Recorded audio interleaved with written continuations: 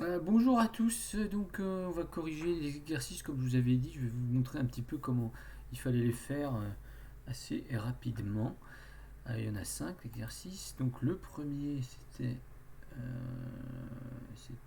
celui-là, donc qui était quand même très simple, 40-70, c'est juste un triangle, donc, et ensuite on fait des congés variables, donc on va sélectionner la face, on va aller direct dans bossage extrudé, toujours essayer d'aller se mettre sur le point d'origine ou sur le qui peut faire office de point milieu aussi d'ailleurs. On verra tout à l'heure. Alors ça fait 40, 70. Ok, on va extruder par le plan milieu, je sais plus combien c'était, 1,50 m.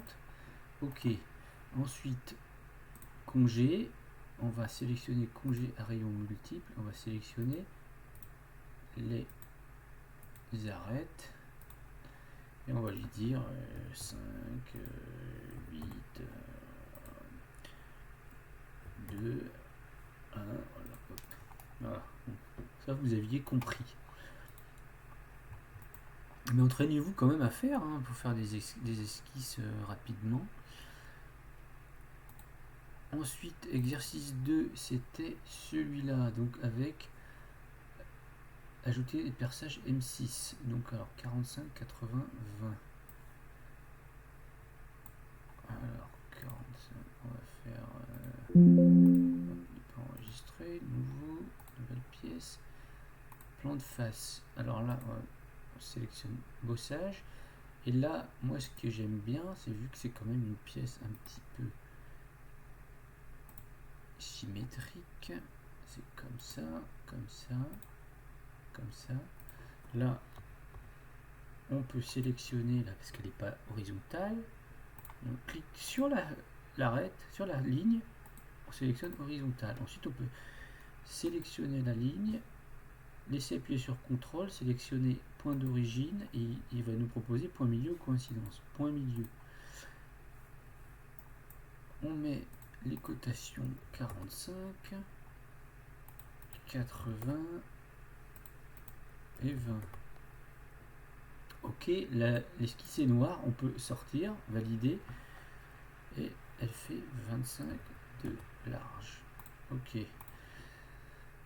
Pour l'assistance pour le perçage, on va sélectionner le chambrage, la position, on va sélectionner la face, parce que si on fait une esquisse 3D, c'est-à-dire qu'on va pouvoir en mettre là, là, là, un peu n'importe où.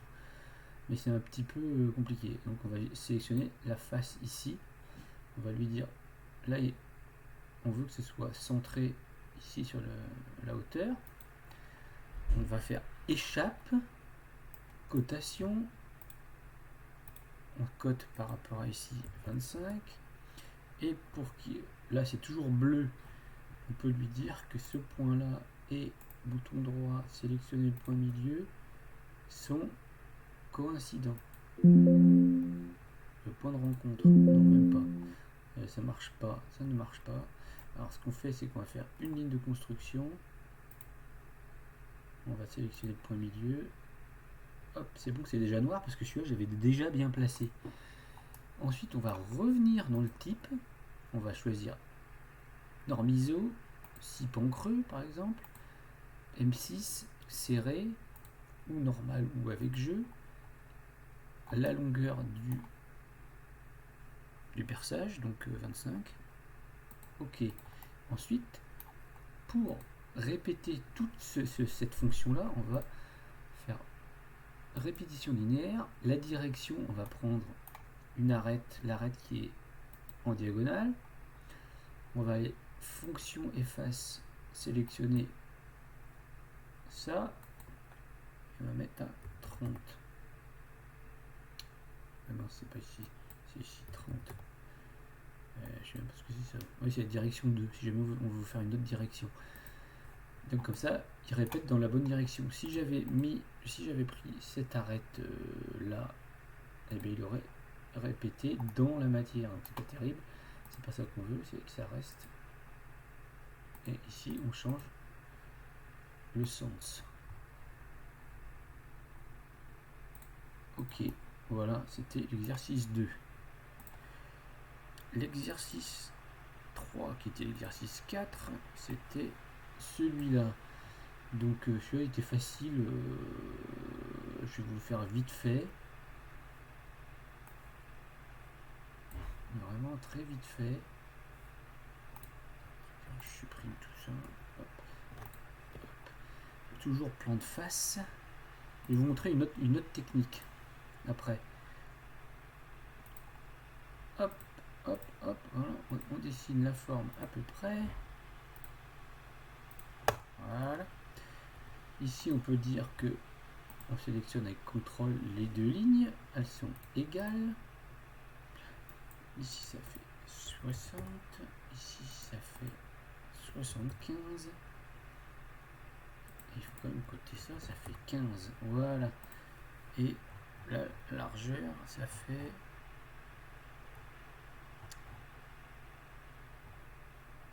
100. Donc, hop, hop, 100. Ensuite, pour la symétrie, vous aviez compris, fonction symétrie de par rapport à cette face-là. Fonction à symétriser, c'est ça. Ok. Je voulais vous montrer que si on fait une symétrie de corps, hop, supprimer. Ah, là, il a déjà fait, donc il ne donne plus la possibilité de le faire. Hop, on refait symétrie par rapport à ça. Corps à symétriser ça. Il va y avoir deux corps en fait.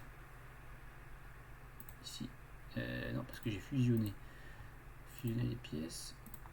On va avoir deux corps ici. Corps volumique, corps volumique. Ce qui fait qu'on peut, si on veut, après, pour montrer qu'en fait c'est deux pièces qu'on va souder ensemble, que c'est vraiment deux pièces différentes. Par exemple. Et on peut supprimer un corps si on veut créer une configuration avec ou sans. Après, je voulais vous montrer qu'on pouvait faire différemment. On peut faire plan de face juste. Voilà, ça. Là, j'ai fait double clic pour sortir de l'outil ligne. 75. Hop, vertical. Il s'est pas accroché. Hop, on l'accroche. Et là, on fait juste ça. Et vu que ça fait 15 d'épaisseur, on va pouvoir lui dire, là je fais glisser en laissant le bouton droit appuyé, hop, je fais mon extrusion. On va pouvoir faire une fonction mince en lui disant que je veux 15 mm d'épaisseur dans une direction que dans l'autre en fait. Voilà. Ça peut être une façon de faire aussi. Ça s'appelle une extrusion mince. Voilà. Ensuite, exercice 4. C'était celui-là. Avec le rainurage. Donc, je vais supprimer, ça va aller plus vite. Donc, ça nous fait une forme. Toujours plan de face. Hop. Je vais faire comme ça.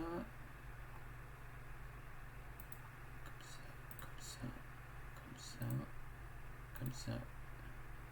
Tiens, bien. Il est sorti de l'outil ligne tout seul. 35. Qu'est-ce qu'il me fait mes lunettes. 60. Comme ça. 100, on sélectionne. Ça, vous avez eu du mal aussi. Hop. C'est cotation intelligente. On peut tout coter, la longueur des arcs, les angles, les lignes, tout ce qu'on veut. Contrairement à AutoCAD, qui lui, il faut tout le temps changer d'outil pour coter ce qu'on veut. Et là, ce que je vais faire, vous voyez, c'est toujours bleu. Donc on se dit, mais qu'est-ce qui se passe? En fait, c'est que lui, il va être plein au milieu ici. Voilà. Esquisse. Hop. Profondeur 25. On valide. Et ici, ce qu'on va faire, donc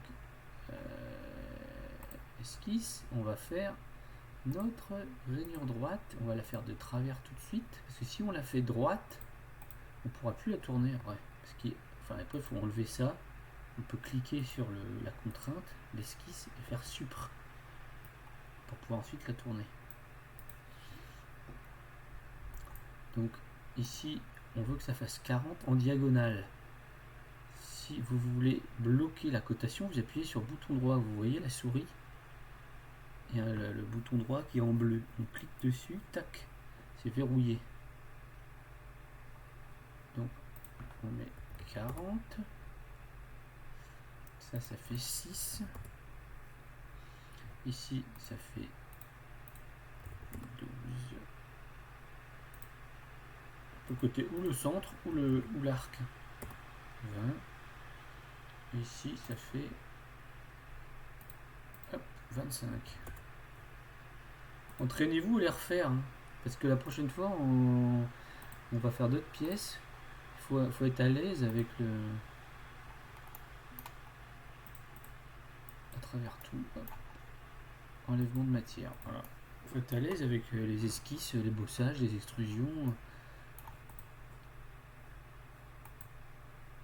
Voilà pour cet exercice.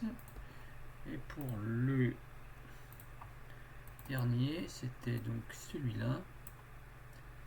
Il fallait le dessiner. Donc ça, c'est la ligne verticale, ça.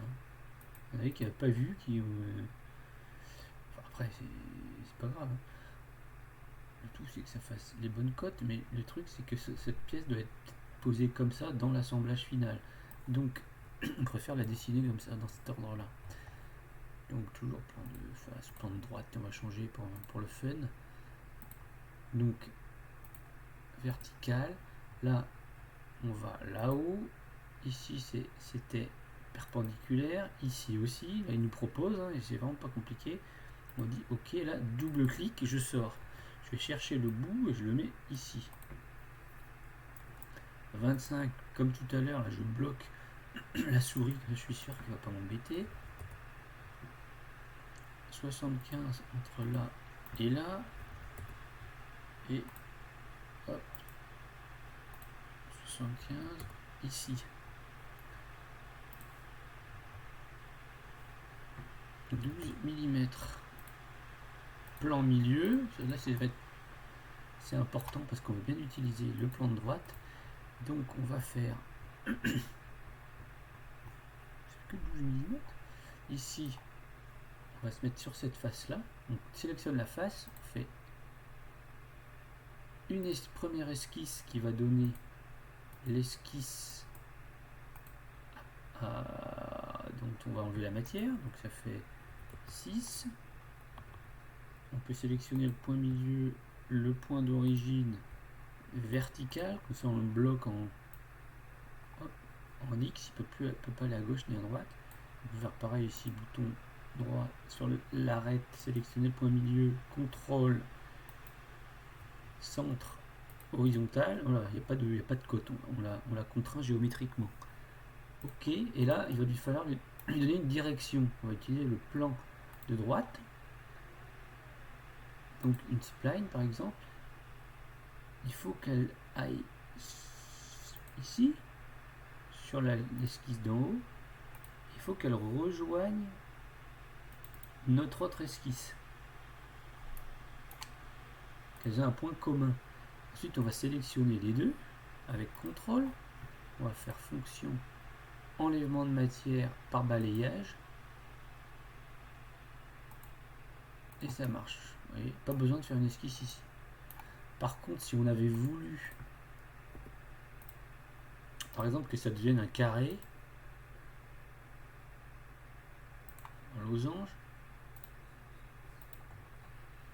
on va sélectionner. Mais là, il y a le bout de l'excellence, ici, coïncidence, voilà. Là, il faut faire.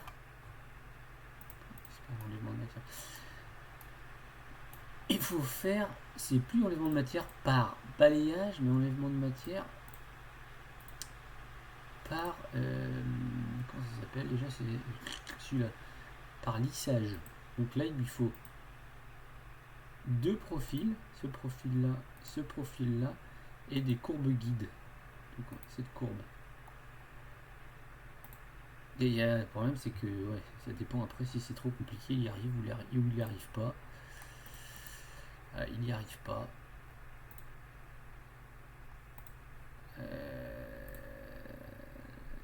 Pourquoi il n'y arrive pas?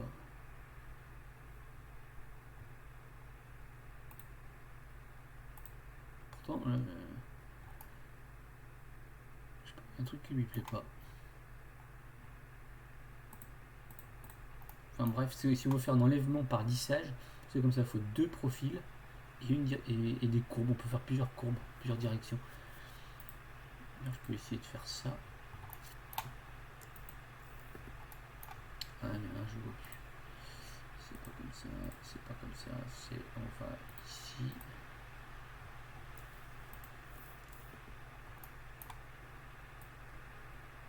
Je sais pas si je lui dis, tu vas. Oh, il n'y a plus le bout là. Comme ça. Est-ce que ça va marcher mieux? J'en doute. Enlèvement de matière par lissage. Il faut peut-être deux courbes. Avec deux courbes, il y arrive. Je sais pas. Bon, bref. Voilà tous les exercices. Donc, entraînez-vous à les faire ou à en faire d'autres, à essayer des trucs vous-même, essayez de découvrir. Et faites en sorte d'avoir des SolidWorks qui marchent pour la prochaine fois. Parce que la dernière fois, c'était quand même un peu galère. Allez, bon travail, à lundi 7.